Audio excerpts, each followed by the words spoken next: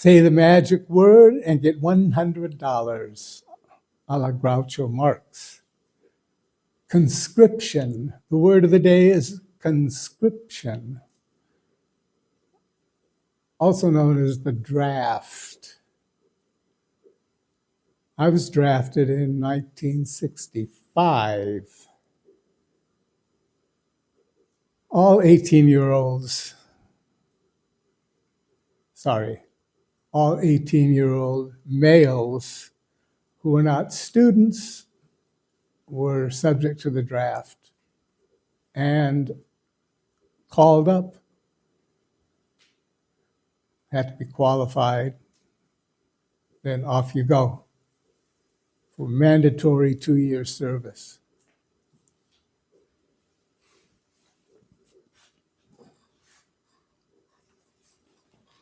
Then the Vietnam War grew, and more young men were conscripted.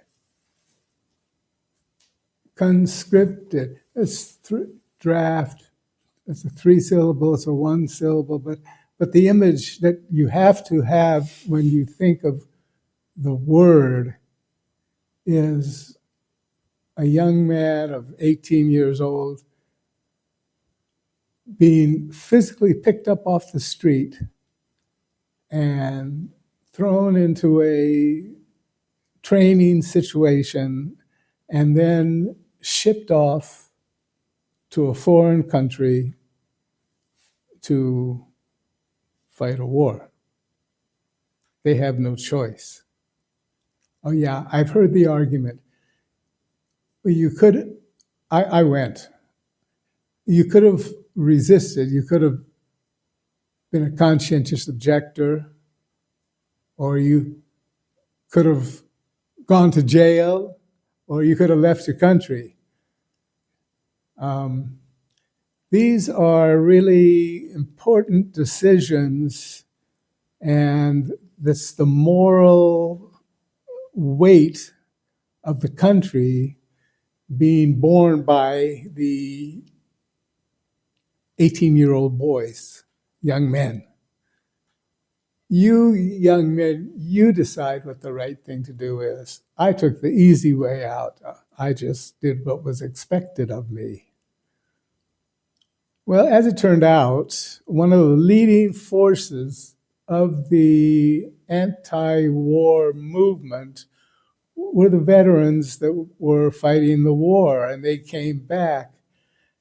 And the mothers who saw their disfigured sons and not their sons at all.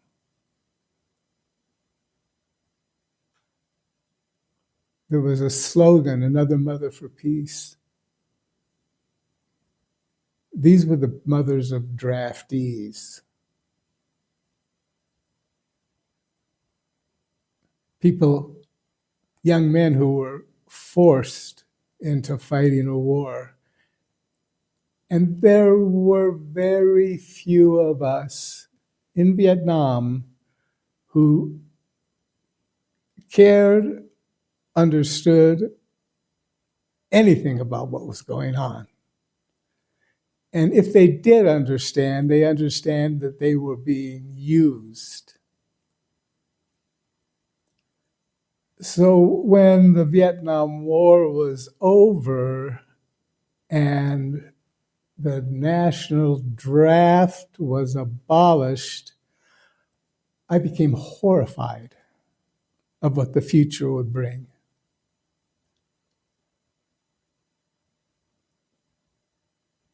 When I spoke about this at the time, people thought I was crazy. Of course, you have to be against the draft. Nobody should have to go to war. And I said to the people then, and I'll repeat it again and again and again, we do not need a professional army.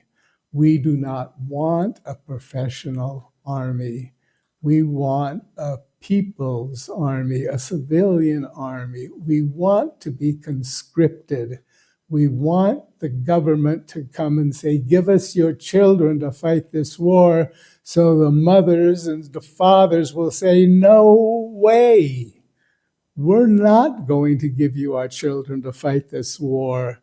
We're not going to fight this war. It's not as if we were ambushed or attacked and we have to fight on our own land to protect our own. They bottle us up, ship us over. I don't know how many miles it is over there. It's a lot of miles. It's a long ways away. So when I say, bring back the draft, I've heard talk of bringing back the draft because there's more numbers. There are fewer people that are enlisting now in the services. And I am thrilled. I think that we should reinstate the draft and hook it up to the last conversation I had and include the women. Women have now been included in military service. They've demanded it, and they need to be included in the induction and the conscription process. And then see how eager we are to send troops to wherever we're sending troops to when those troops are not going of their own free will. It's a short subject, but it's important. My son, all males at 18 years of age still have to register for the draft. The draft has not been abolished. It is still a selective service.